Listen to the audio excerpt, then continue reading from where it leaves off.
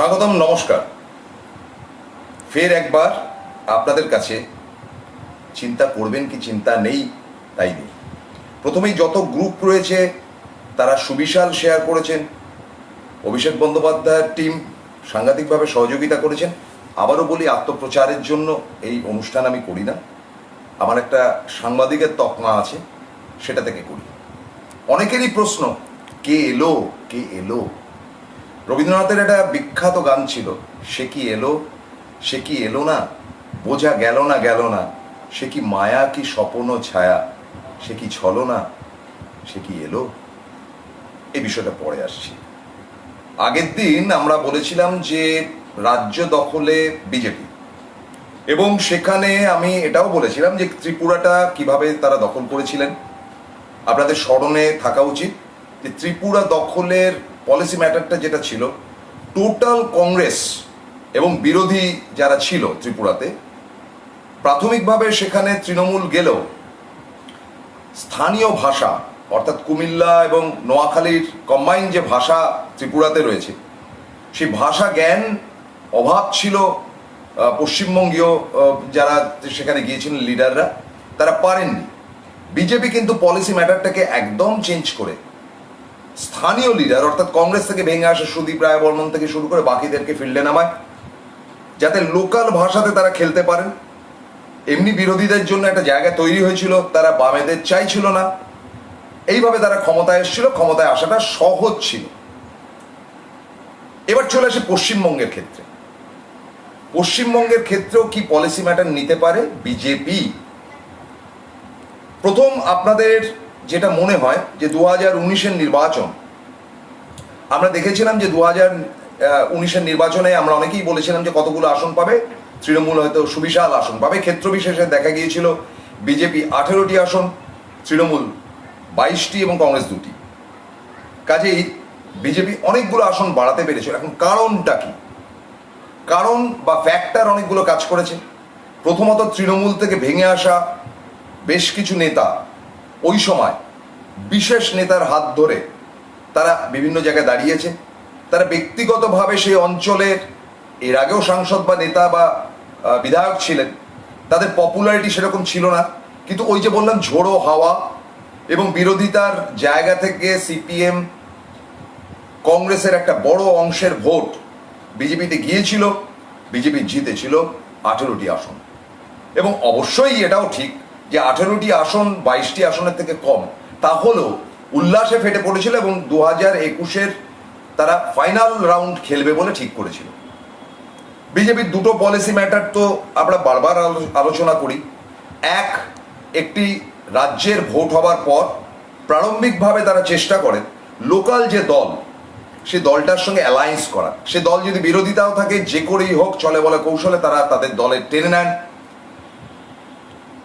অথবা সেই দলটি হয়তো অন্য দলের সঙ্গে জোট বেঁধে, যেমন বিহারে নীতিশ কুমার লালু বা কংগ্রেসের সঙ্গে জোট বেঁধে গভর্নমেন্ট করেছিল, একটি দলকে ভেঙে আনা অর্থাৎ নীতিশ কুমারকে ভেঙে এনে সেখানে গভর্নমেন্ট তৈরি করা, যেটা তারা কর্ণাটকেও করেছিল। যেই খেলাটির সঙ্গে আরও একটি খেলা আছে, যেটা পলিসি নাম্বার 2 আমি বলবো, সেটা হচ্ছে বিধায়ক হর্স ট্রেডিং, যা আমরা দেখেছি বিভিন্ন ক্ষেত্রে বিভিন্ন সময়, যেটা ভীষণভাবে আমরা দেখেছি কর্ণাটকে, যেটা আমরা ভয়াবহভাবে দেখেছি একটা গভর্নমেন্ট পরিবর্তন হয়ে যেতে, যে কংগ্রেস গভর্নমেন্ট যেটা মানুষের ভোট পেয়ে তারা ক্ষমতায় এসেছিল, সেই গভর্নমেন্টটাকে সম্পূর্ণ সরিয়ে দিয়ে তারা কিন্তু ক্ষমতায় এসেছিল হর্স ট্রেডিং করে, অর্থাৎ কংগ্রেসের বিধায়কদেরকে নিজেদের দিকে টেনে, যেটা বিরোধীরা বলেছিল কোটি কোটি টাকা খরচা করে তাদের কেনা বেচা হয়েছে। এখনো পর্যন্ত তাদের সেই 22-24টি আসনের ভোট বাকি রয়েছে। ভোট হলে কি হবে পরের কথা, but it is also a policy. এবার আপনারা বলবেন যে এইরকম ধরনের অন্য দলের বিধায়ক ভাঙিয়ে এনে ক্ষমতায় আসাটা কি উচিত না উচিত না? আমি অবশ্যই বলবো যে রাজনীতিতে অন্যায় বলে কোনো ব্যাপার নেই। রাজনীতি যখন করতে নেমেছে তখন সে যা খুশি করতে পারে, বিশেষ করে ম্যান পাওয়ার, মানি পাওয়ার, মাসল পাওয়ার যদি তাদের থাকে। তবে নীতিগতভাবে, নৈতিকভাবে পাবলিক ম্যান্ডেট যেদিকে রয়েছে তার উল্টো দিকে দল বেঁধে হর্স ট্রেডিং করে নিয়ে আসাটার মধ্যে যৌক্তিকতা কতটুকু রয়েছে তাই নিয়ে সন্দেহ থাকতে পারে। কিন্তু এই ঘটনা আজকে নয়, দল ভেঙে বেরিয়ে আসার ইতিহাস কিন্তু দর্শক বন্ধু আপনারা যারা দেখছেন বা বিভিন্ন গ্রুপের যারা দেখছেন তাদেরকে বলি, স্বাধীনতার পূর্বে কংগ্রেস ভেঙে নেতাজি সুভাষচন্দ্র বসু ফরওয়ার্ড ব্লক করেছিলেন এবং সেখান থেকে তিনি আজাদ হিন্দ ফৌজ করে তিনি বেরিয়ে চলে গিয়েছিলেন। আমরা দেখেছিলাম শ্যামাপ্রসাদ মুখার্জিকে গভর্নমেন্ট করতে ব্রিটিশ আমলে মুসলিম লীগের সঙ্গে হাত মিলিয়ে, যদিও এটা বাস্তব যে নেতাজির সঙ্গে শ্যামাপ্রসাদ মুখার্জির তুলনা চলেই না, কিন্তু এই ঘটনা স্বাধীনতার পূর্বেই ছিল। নেতাজির মতন বীর আজও আমাদের হৃদয়ে স্থান নেয়। তার পরবর্তী অধ্যায়ে ইন্দিরার আমলেও আমরা দেখেছি দল ভেঙে বেরিয়ে আসতে। আমরা দেখেছিলাম গান্ধীবাদী সর্বদয় একটি ইউনিট তৈরি হয়েছিল লোহিয়ার নেতৃত্বে এবং পরবর্তী অধ্যায়ে তারা জনতা পার্টি করে ক্ষমতায় এসেছিল 1977-এ।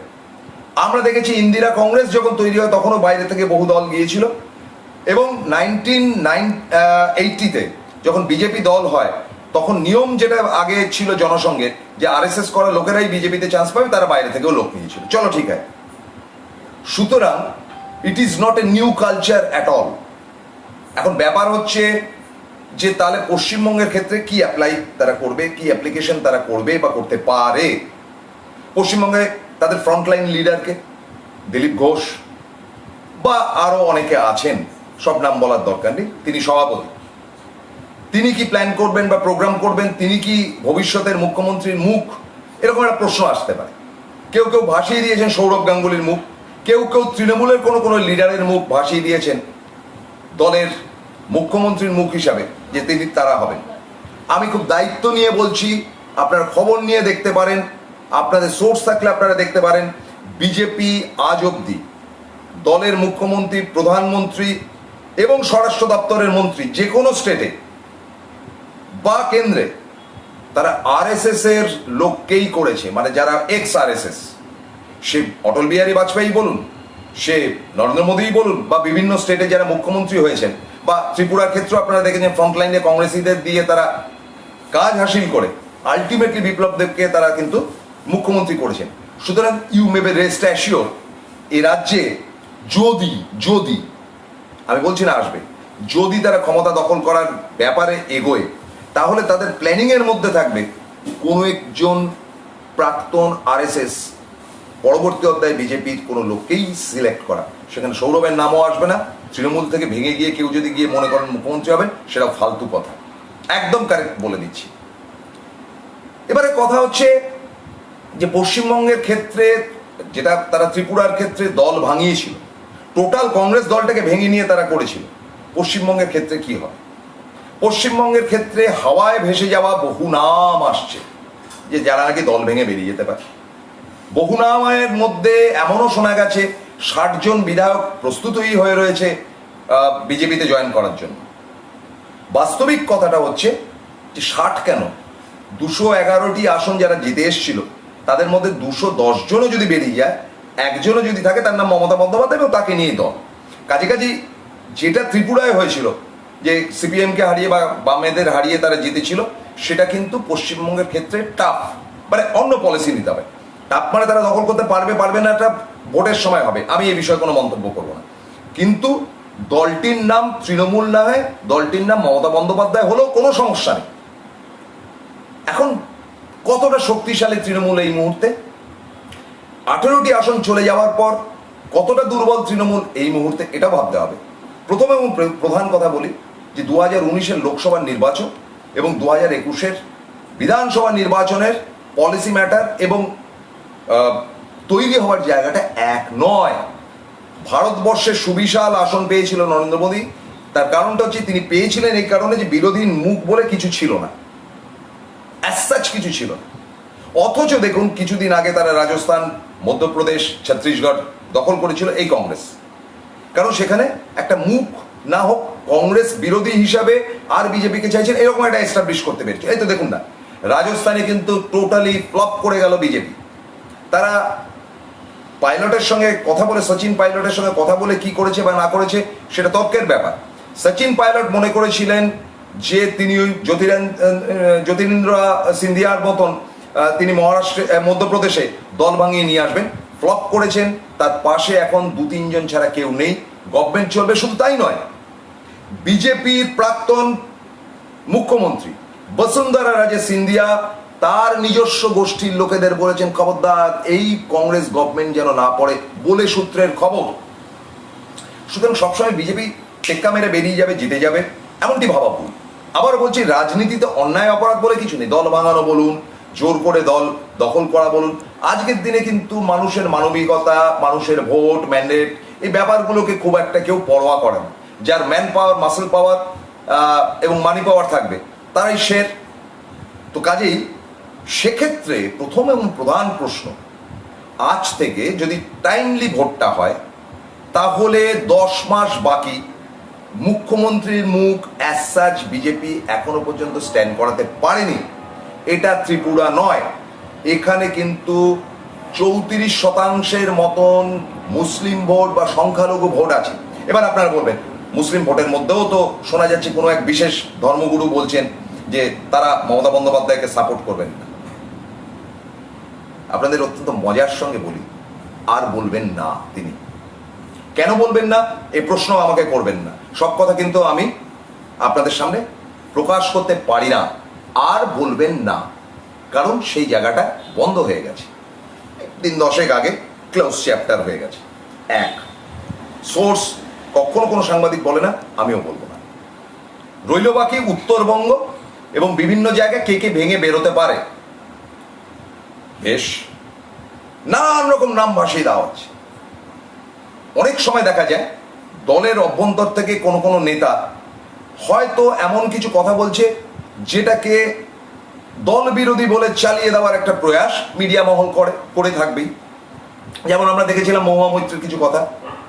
মহুয়া মৈত্র কি বলেছিলেন, যে তার এলাকার পঞ্চায়েতের উপর বলেছিলেন, তৃণমূলের পলিসি ম্যাটারের উপর একটি শব্দও কিন্তু মহুয়া মৈত্র খরচ করেননি। অর্থাৎ policy of Trinamool Congress and Mamata বন্দ্যোপাধ্যায়ের বিরুদ্ধে একটি শব্দ উচ্চারণ করেন। সুতরাং মহুয়ার ব্যাপারটি কি কিন্তু কোনোভাবেই ধরা যেতে পারে না তিনি বিরোধিতা করছেন। She is a excellent speaker, এবং তিনি তারপরেও বহু লাইভ করেছেন, ফেসবুক লাইভ করেছেন, এবং প্রতিটি লাইভের মধ্যেই দেখা গেছে তার তৃণমূলের প্রতি অগাধ আস্থা। সুতরাং ওই ব্যাপারটা বাদ।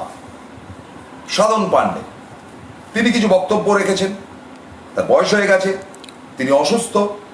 দেখুন, সাধন পাণ্ডে, সুব্রত মুখার্জি ইত্যাদি ইত্যাদি সিনিয়র লিডার যারা রয়েছেন তাদের প্রত্যেককে শ্রদ্ধা জানিয়ে, প্রত্যেকেই আমার অত্যন্ত পরিচিত, তাদের বাড়িতে গেছি, আড্ডা মেরেছি ইত্যাদি। তারা যে বয়সটায় গিয়ে পৌঁছেছেন আজকে, তাতে করে তারা দল থেকে বেরিয়ে গিয়ে নতুন দল বা তারা উপদল বা অন্য দলে গিয়ে খুব একটা কিছু করতে পারবেন কি তারা নিজেরা বিশ্বাস করেন?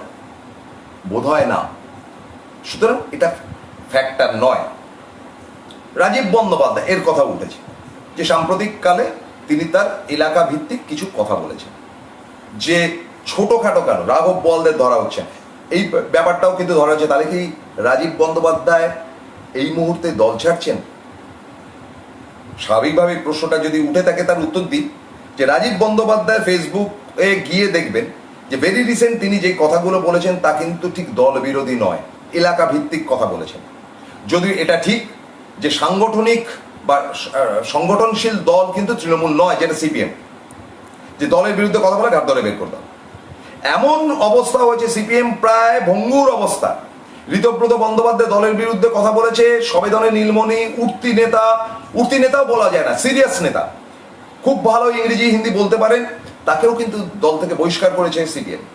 কারণ তাদের কাছে পলিসি ম্যাটারটা হচ্ছে দলের বিরুদ্ধে কথা বলে বের করতে হবে, দল যে লাইনে কথা বলতে বলবে অনলি সেই লাইনে কথা বলতে হবে। বিজেপির ক্ষেত্রেও অনেকটা সেটা। কিন্তু এই কমিউনিস্ট পার্টি বা সিপিএম সিপিআই এর সঙ্গে বেসিক একটা ডিফারেন্স রয়েছে বিজেপির, সেটা হচ্ছে বিজেপির মধ্যে এমন নেতাও রয়েছেন বা বহু নেতা রয়েছেন যারা বিতর্কিত কথা বলে, যে কথাগুলো অনেক সময় হাস্যকর, মজাদার, লোকের কাছে গ্রহণযোগ্য নয়, সেরকম মন্তব্য করে হাসির খোরাকও হয়েছেন। এখন সেটা তাদের পলিসি ম্যাটার কিনা আমি জানি না। সুতরাং কে ছাড়ছেন কে আসছেনটা পরের কথা। রাজীব যেটা বলেছেন সেটা এলাকা ভিত্তিক বলেছেন, তাকে থামিয়ে দেওয়া হয়েছে। এখন অনেকেই আছেন বাড়িতে লুচি তরকারি খাইয়ে, বিশেষ নেতাকে বাড়িতে ডেকে, প্রেস মিডিয়াকে বাইরে দাঁড় করিয়ে তারা কিছু বক্তব্য রাখেন, ধরে নিতে হবে তারা দল ছাড়ছেন। সেই দল ছাড়া বা দলে থাকা আমরা তো এমন অনেককেই দেখেছি, যে অর্জুন সিং দল ছেড়েছেন, সাংসদ হয়েছেন। লকেট চ্যাটার্জি দল ছেড়েছেন, বহুদিন আগে সাংসদ হয়েছেন। আমরা দেখেছি যে উত্তরবঙ্গে নিশীথ প্রামাণিক দল ছেড়েছেন, সাংসদ হয়েছেন। আমরা দেখেছি সৌমিত্র খানকে দল ছেড়েছেন, সাংসদ হয়েছেন। ওই চ্যাপ্টার ক্লোজড, কারণ সেটা ছিল লোকসভার একটা জায়গা যেখানে তাদেরকে সাপোর্টিং জায়গা হিসেবে তৃণমূলের অভ্যন্তর থাকা কিছু মানুষ ভোট দিয়েছে, সিপিএম কংগ্রেস ভোট দিয়ে তারা জিতেছে। আজ হালৌকিকত কি, তারা কি বলছেন? এটা একটা পার্ট, এই শূন্যে ভাসিয়ে দেওয়া, এই দল ছাড়ছে, ও দল ছাড়ছে, সৌরভ গাঙ্গুলি আসছে বা না আসছে, এটা ভাসিয়ে দেওয়া হচ্ছে। তাহলে কি হাতে হাত মিলিয়ে মমতা বন্দ্যোপাধ্যায় কিংবা অভিষেক বন্দ্যোপাধ্যায় কিংবা শুভেন্দু অধিকারী কিংবা তাদের পলিসি মেকার বেকার পিকে তারা বসে রয়েছেন? এটা কিন্তু একটা $1 মিলিয়ন কোয়েশ্চেন। এই প্রশ্নের উত্তর সরাসরি আমার পক্ষে দেওয়া উচিত না, কারণ আমি এই দলের সদস্য হিসেবে বলতে পারি না, এই দলের সদস্য আমি নই। তবে একটা বিগ গেম খেলা হচ্ছে, সেটা যেমন ভাঙিয়ে বিজেপি দল ভাঙিয়ে দলে টেনে লোকসভাতে বাজিমাত করেছিলেন, তার 3 মাস বাদে 3 পেয়েছিল তৃণমূল।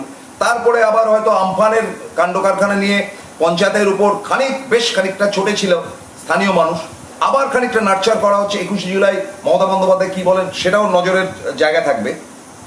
কিন্তু তুমি দল ভাঙছো, আমিও তোমার দল ভাঙতে পারি।